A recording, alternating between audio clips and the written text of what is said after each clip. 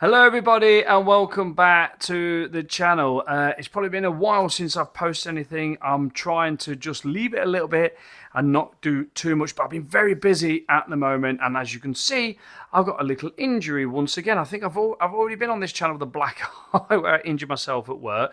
But this injury comes from an absolutely fantastic party at the weekend with an Ale and Audio beer loving and pub shed community. We had a fantastic time around at the Box and Hounds, which is another pub shed of ours, our friends. And as a result, I tripped over and fell slightly drunk, but it was more of a genuine trip and fall. Land on my face, cut my finger apart, and bled everywhere. But that's nothing compared to what my wife did. Yeah, she literally, during One Step Beyond, had a little dance move go slightly wrong and broke her foot in two places. So that's all cool. So now we've got like 4 weeks worth of a boot and me having to help my wife about. So that's why beer reviews might be a bit slow, but needed. So I decided tonight to go right back, all the way back to my very first introduction into craft beer. I'm sorry about, excuse the lights for me. The ring light, I've got to try and get some position in here where it doesn't reflect on my glasses, even though my glasses are supposed to have this anti-glare on them. Anyway, never mind. So I'm going all the way back to right back to when I first discovered craft beer whilst drinking at the Tap and Barrel, which was a micro pub that opened in Wigston. And they've basically, they are who started my craft beer journey. And they introduced me to Pentrich Brewery. So Pentrich Brewery Co. was my first can of craft beer. From not really, I mean, don't get me wrong, I'd had Jaipur, I'd had lots of different types of beers, but so-called craft beer in the cans. I mean, as far as I'm concerned, Jaipur is a craft beer. But these types of beer, you know, high percentage beers, triple IPAs, all that sort of stuff, Pentrich was the one. So I've picked this up. I believe it might have been Dexter and Jones where it wouldn't go to. And it is called, what is it? Is it Blizzard in the Night, is it? No, Blizzard in the Pines. Indian Pale Ale, alcohol 7% of your ABVs. Now, interestingly about this beer, it's got Mosaic in it, which I love, and it's got Simcoe, which I love. I then seen Idaho, but there was no 7 after it. It was Idaho Gem. Now, there's a lot of these hops coming in with all the berry flavours, and obviously with the Simcoe you get that pininess, so that's probably where we're going to get like the pines from. But this Idaho Gem, let me just read this what I've researched. Stone fruit, red berries, citrus, mojito, mint, powdered sugar, and fruit candy. This is given, I can't even find it on my Hop Wheel. I can't find it in my hop book. I did have to Google search it. Again, that's got sort of like orangey, just off sort of like diluted orange sort of look about it. It smells delightful. It's got some beautiful goodness in the bottom of this can. It really smells delightful. Pentrich was beers that I absolutely shone around. I loved all what they did. I'm trying to I can't even think, because this is the first Pentrich beer that I've had for a long, long time. And by the looks of this, it is not going to disappoint. I will get set up again so I can keep the can in shot. I've been a little bit slack, so please apologise. So look, please let me apologise to me. So look, there we go. There's the can, looking good, looking nice. Blizzard in the Pines. The beer, looking even better. A lava lamp effect going on there. Can you see it? It is looking lovely, lovely. Now, I'm looking forward to this. Now, I've said this before, like a really tightly compact foamed head does tend to mask the aromas, and that is factual. That is coming from a beer expert, Jane Paynton, of the books that I'm reading, that is a actual scientific fact. A tightly compacted head will stop a lot of them aromas coming through, but it's also there to protect the beer, as you know. However,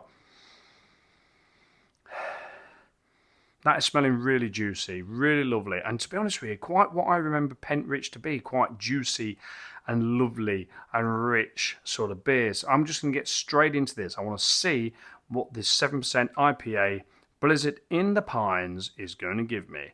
Cheers, everybody.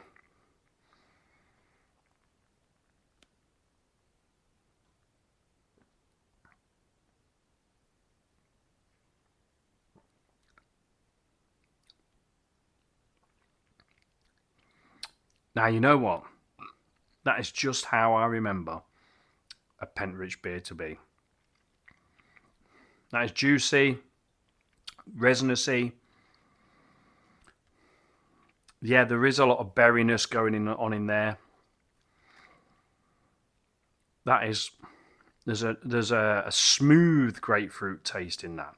Not really giving me that bitterness of the grapefruit just yet, although it is starting to come.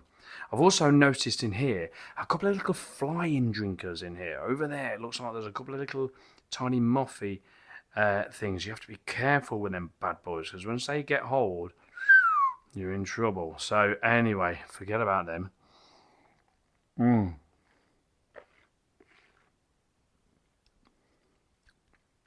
Oh, some nice orangey, tangerine-y, actual proper, not so much the pith, but some actual sort of more orangey juice. You know them, like what you get from them little oranges. They're a little bit more, give you a little bit more of a hit in the orange taste. Them little tangerines.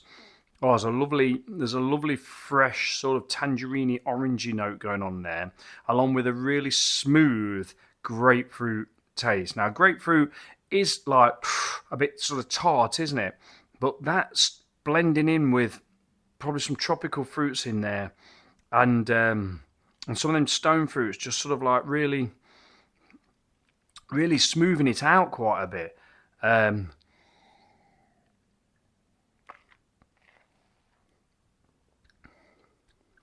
There is a pininess about that.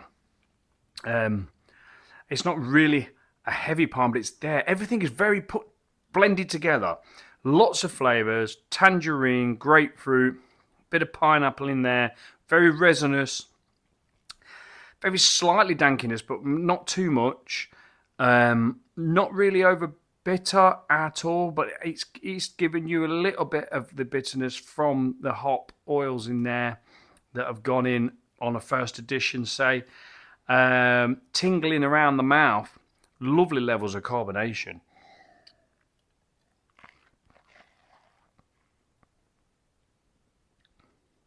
Absolutely beautiful levels of combination. Carbonation. And yeah, a nice smooth mouthfeel as well. Quite full-bodied. It's everything that I remember about going, whoa, God, these beers are amazing. Give me more, give me more, give me more. And then my journey has just continued and continued until I literally have gone down that road of I want you to absolutely suck everything you can out of them hops. I want to taste the beer. I want to taste the hops. I want to taste the malts, but I want the malts to be, I want it to either be a malt forward beer or a hop forward beer. If it's a hop forward beer, I don't want to be getting massive amount of malts in the IPAs anyway.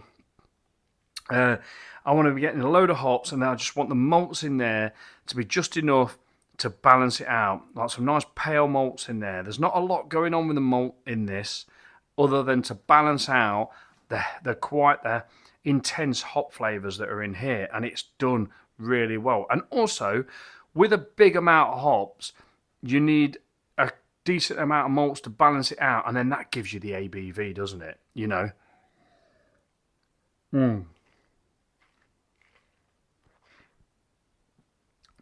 Swilling it around your mouth doesn't blow your mouth up. It's really fine. The head of this beer is really fine and compact. It's soft. It's decadent. It's lovely. It really is nice. Something else to note here as well. So I've had this a while. Now, you can criticise me for this if you want.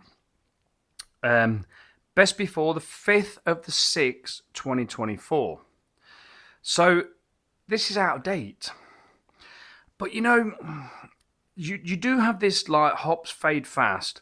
But I believe the hops fade fast when these beers are not refrigerated. This beer has lived its life since I've had it in the fridge, like most of my beers do. This cabin is air conditioned as well, although I've turned it off now because it is noisy. So the very limited amount of beers that might actually stay out will be something like a bottled beer. I don't know, something like like an Everard's Tiger or like a bitter or something like that, a more maltier sort of beer. But all these hop beers, they live in the fridge. So we're talking, what's that, June, isn't it? So, you know, we're not far out of date. So this isn't all of a sudden going to crash. And let me tell you, there's nothing wrong with this beer whatsoever. But all I will say is, me bad. I've done this a little bit. I buy that much beer that sometimes you find these in your fridge. I mean, I knew I had this because this is what I wanted to do, this beer. But sometimes you find these beers in the fridge and you go, whoa, my goodness me, I've let that go by its date. But for me, if they're in the fridge, I'm saying you're gonna be okay. A very hop forward beer doesn't really want to go massively out of date. It really doesn't. But trust me, I've had beers, and I kid you not, and this came from a place we worked, and they'd had a party, and I can't really say where it is because even right now it could get them into trouble. And they weren't supposed to give away the beer; it's supposed to have gone down the sink, but they couldn't do that, so they gave it to us workers. And it happened to be Everard's Old Original, and it was over 2 years out of date. And it was the best bottled beer from Everard's that I'd had. I know Old Original like the back of my hand, and it was magnificent. Now, that contains hops, but it's quite a malty beer as well. But even so, it tasted magnificent. So, you know, sometimes beers can develop in the can for a length of time or in the bottle. So yeah, there's nothing wrong with this. It's absolutely fine.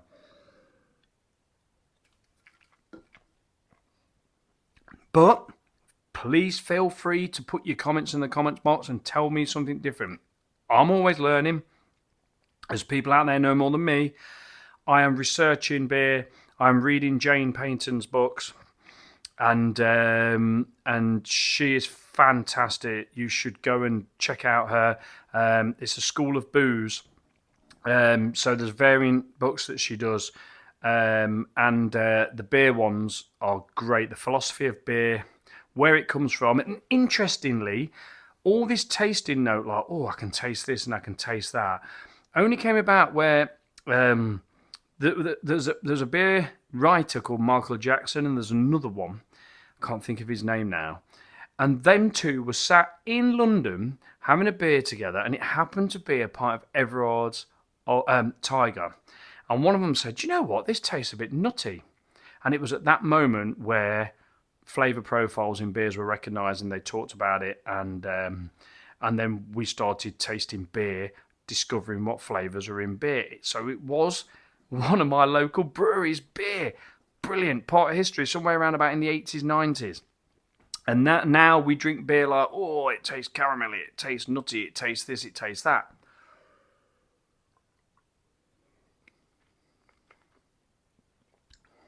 This is an easy drinking 7%, and I am getting some like nice sweet malts coming through now, because I've just been like throwing it down my neck a little bit. You do get some very nice, but then as well there is some sweetness, and I can understand that, where it's gone that fruit candy. Yeah, there is like a really candy fruit about that, and that's probably, and the resinous sort of side of it as well. It is very like that fruity, sweety type of thing. It's really great because all the fruit flavours in here are natural, nice. There's no rubbish in this beer. You're getting all these different. There's packed full of fruit. And when it says red berries, yeah, I can almost imagine eating like quite a real red berry, you know, something with a lot of flavours in it. It's really there. It's really lovely. I mean, I think Mosaic and Simcoe. Yeah, so Mosaic is tropical and berry, and the stone fruits in there. Simcoe is piney, grapefruit, and berry. Idaho Gem, very berry. It's all, yeah, it is very berry. You know, I can imagine just, it's almost like if you had like a mixed bag of different all types of berry, you know, blueberry in particular, one that I eat a lot of and I really do like. But yeah, like some red berries and blackberries, and you know, if you just imagine all them berries all in just like, and just grabbing a handful of them and eating them like that. The stone fruit type side of it, I'm not brilliant with stone fruits, but I would say that like there is probably like more of the underripe plum sort of taste in there, not like a fullness of a. There's some plums that you eat, and when you have them, they're almost like purple in colour. And you're probably going to say, yeah, plums are purple, but I've had different ones. I have plums a lot, and some can be red inside, some can be really purple, some can be almost black. So there is different types of variants of plums and different types of colours, and I'm getting that real sort of not quite. When you bite it and all the juice goes down, it's still a bit crunchy, but it's very red, blood red, sort of a blood type of red inside, alongside some blueberries and some red and blackberries, all just crushed into a juice bomb and chucked in here with some tropical fruits and some nice resinous pine. There you go. That's just talking straight off the top of my head there. Beautiful. I'm not going to give it a 10 out of 10. Because it's not blown me away. I knew what to sort of expect, but it's a very, very good beer. It doesn't quite make the 10 out of 10, but you know, if I was scoring beer, it'd be a 9.5, but I'm not scoring beers unless they hit the 10. Because I could never, ever score beers. Because how could I score a beer, me personally, and then have another one and remember every beer I've scored, unless I actually had a full log of what I'd done? I'd have to flick through it and think, is this better than that beer I had? But all I know is the beers that I give a hashtag Speno Waffle 10 out of 10 to are beers that make me go, ooh, you know what I'm saying? So anyway, a little bit of a waffle on about, gone off on a tangent. And also, I get nothing from saying about ale and audio or we all do it for the love. I'm wearing my Shedfest badge. We're doing a big sort of like virtual festival, which I'll probably do a complete separate video to once I've got all the live recordings done and things like that. But it's basically a festival in your garden that Ale and Radio are doing, and as Shed is. And so it's like making a festival in your garden, invite your friends around, dress up, do whatever, and the music comes live music through Ale and Radio. Well, for now, Pentrich, thank you very much for introducing me to the craft beer world, and having gone through a big old journey, a huge journey, drinking hundreds of beers. I mean, hundreds. This ceiling we're not allowed. This ceiling isn't full of the beers I've drank. If it was, I'd need a cabin that was 300 foot square. We're only allowed to put one label from each beer. So if I've had like that same beer 20 times, you only get one label up here. There's no duplicates up here. Unfortunately, is this a label? I think this isn't a label. I think this is actually on the can. I am not sure. Can't feel any join. I think it is on the can, which is sad really, because I would love to have put that up there. But yeah, I've drank hundreds and hundreds of beers from various different breweries, and even with the high-class, super saturated, hot, verdant brewery beers, Pentrich, going right the way back to my roots with Pentrich Brewery, still don't disappoint. It's not as if like These were, I don't know, a beef burger, and then the rest of them were steak. You know what I mean? It's like, these are still class at what they do. These for me, even though I've not had a Pentrich beer for a long while, still are up there with all of them. With all of them, absolutely brilliant. Really, really pleased that I've had this beer and I've really enjoyed it. And I hope you've enjoyed this as well. So yeah, I don't know when it'll come out, but if you're watching it now, it's out. Like, yeah, I'm probably going to get behind the bar again because I like to jump and stand about. The lighthouse has not been on tonight because it was just too bright. I've got to get the light right in here. I've got to get like the ring light so you're not looking at it through my glasses and things like that. Anyway, thank you so much for watching. This has been a Speno Waffle as always.